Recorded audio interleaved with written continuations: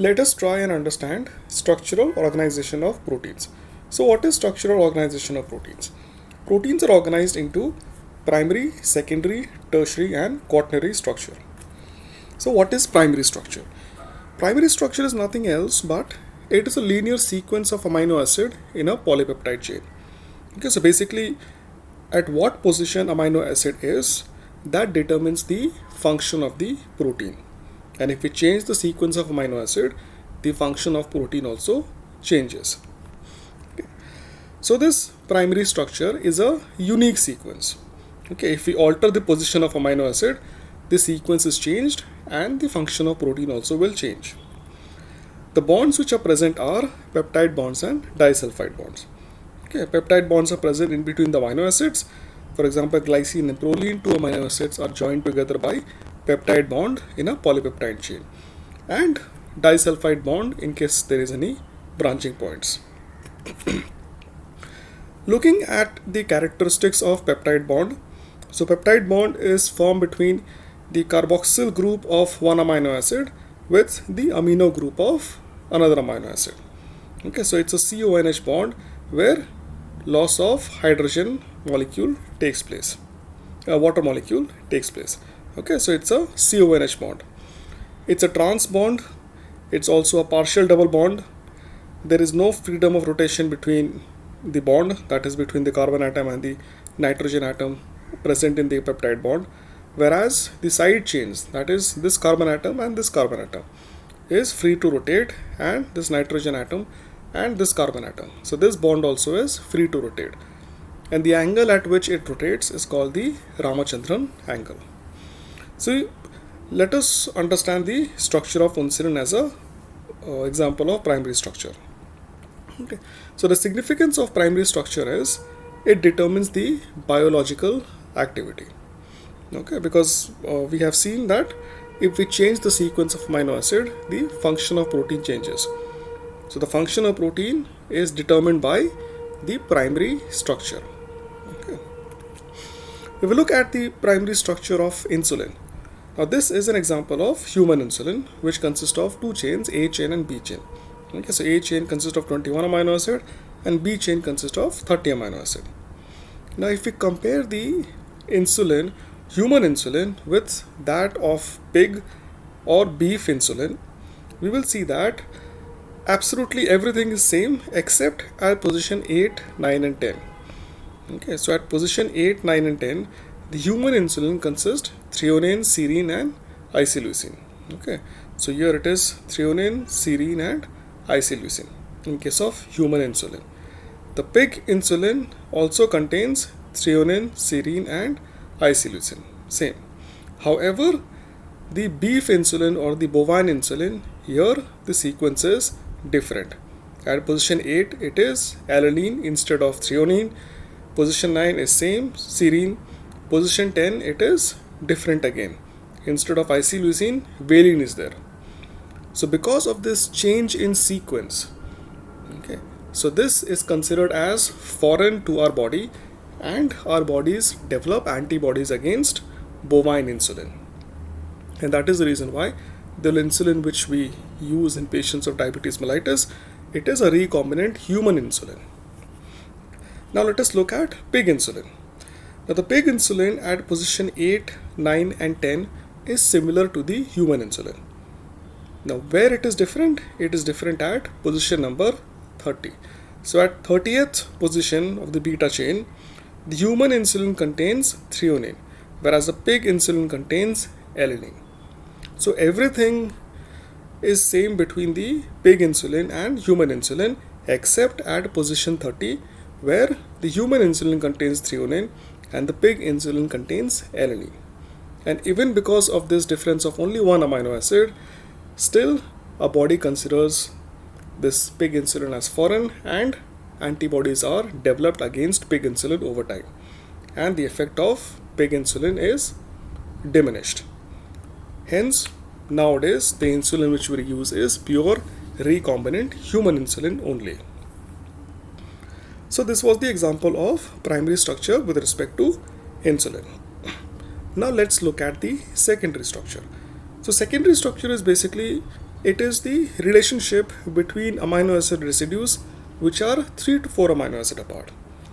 Okay, so this is again the same polypeptide chain. Now, if we take, let's say, the first amino acid, glycine.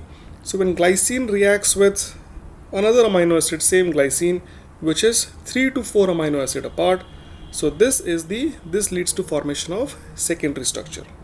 Okay, so that means reaction of amino acids which are close to each other, only 3 to 4 amino acid apart. For example, proline is again reacting with serine or glycine, so close interactions.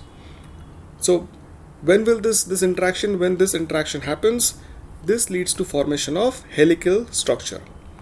Okay, for example here, so the amino acids here and this amino acid over here and this amino acid over here, when they interact, so it leads to formation of helical structure. The bonds which are present are non-covalent bonds, not very strong bonds like the peptide bonds.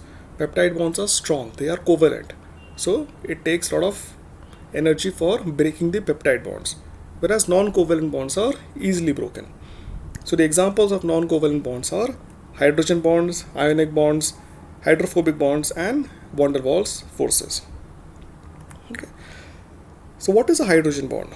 So it's a hydrogen bond is a non-covalent and a weak bond. It's basically electrostatic attraction of the positive charge of hydrogen with the negative charges of oxygen and nitrogen. Okay. So in this case, here this is one amino acid, okay, having a peptide bond with another amino acid. So here the hydrogen bond, see the hydrogen atom, which is electropositive, is shared with, has an electrostatic attraction with electronegative charge which is present on the nitrogen here, and on the other chain oxygen over here. So the hydrogen bond is basically the electrostatic attraction between the positive charge, which is hydrogen, with the negative charge nitrogen of one peptide bond and the negative charge oxygen of another peptide bond.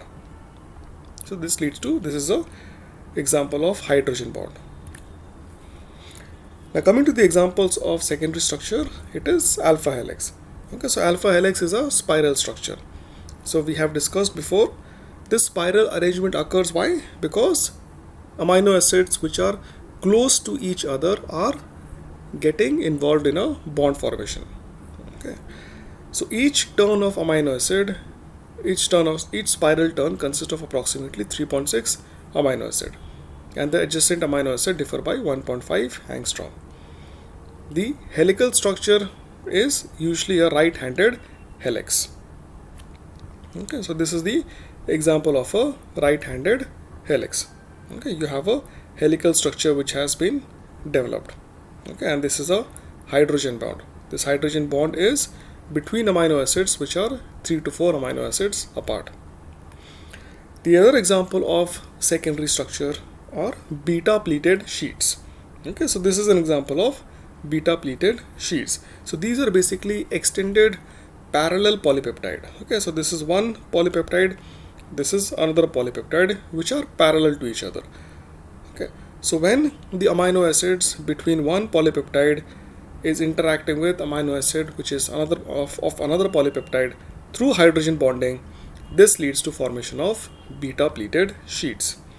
So the adjacent amino acids are 3.5 angstroms apart. So these two polypeptides may be parallel or they may be anti-parallel. Okay, one may run in this direction from left to right, the other may run from right to left. At the ends of these polypeptide, we can have a bend or a connecting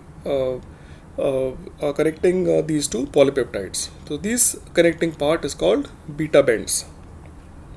Okay, for example over here, so this is an example of beta bend. The other example of secondary structure is, the third example is triple helical structure, which is present in collagen. Now triple helical structure of collagen is,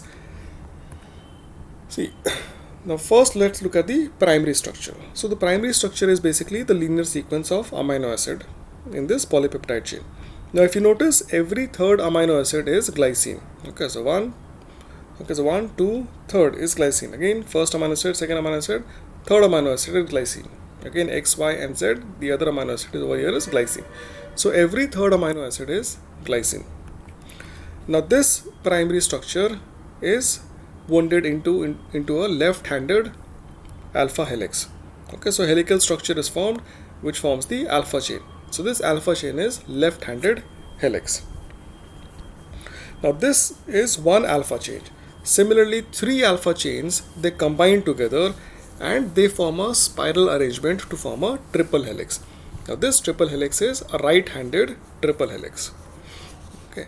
Now when the triple helix formation takes place, this leads to a staggered arrangement. Okay, this leads to a staggered arrangement which is characteristic of collagen. Coming to the tertiary structure. Now in case of tertiary structure, it is a relationship of amino acids which are far apart in a linear sequence of polypeptide chain. So as when you compare it with the secondary structure amino acids which were interacting, they were 3 to 4 amino acids apart. In case of tertiary structure, the amino acids which are interacting, they are far apart. Okay, not close to each other. Okay. For example, this polypeptide, okay, let us assume the polypeptide starts from here. So the first amino acid is interacting with, this last amino acid. Okay, so the interaction of amino acids are far apart. Again, the bonds which are stabilizing the secondary structure are same non-covalent bonds made up of hydrogen bonds, ionic forces, van der Waals forces, hydrophobic bonds. Now, the significance of tertiary structure is it is a biologically active protein. Okay, so the primary structure is determining the activity, whereas the tertiary structure is the active form of that protein. Okay. Coming to the quaternary structure, so quaternary structure is aggregation of polypeptides to form a functional protein. Sometimes the functional protein will require more than one set of polypeptides which come together to form a functional protein. So this is an example of quaternary structure. Not all proteins require quaternary structure. Okay. So in this case, in case of quaternary structure, the subunits become non-functional. Okay. For example, in this case, 1, 2, 3, 4 polypeptides are joined together to form a functional protein. If we take the individual polypeptide, this individual polypeptide will be non-functional. Again, the bonds which are stabilizing are the non-covalent bonds. So examples of primary structure is, it can either occur as a dimer, two polypeptides joining together to form a functional protein, or it can be a tetramer. Okay, for example, 4 polypeptides are joining together to form a functional protein in case of hemoglobin. Okay. See, other examples are lactate dehydrogenase enzyme, immunoglobulins, which consist of 2 heavy chains and 2 light chains. If you look at the structure of hemoglobin, hemoglobin has a quaternary structure. It is a tetramer. Okay, so it has 1 polypeptide, 2, 3, and 4. So it consists of 2 alpha polypeptides and 2 beta polypeptides. It is also a chromoprotein. Okay, that means a colored protein. It's a conjugated protein. So it has a protein part and a non-protein part. So that non-protein part is made up of heme. Okay. So heme is where it binds to the oxygen. So there are 4 heme groups. So 4 molecules of oxygen will come and bind to this. So this was all. Hope you have understood. Thank you for listening.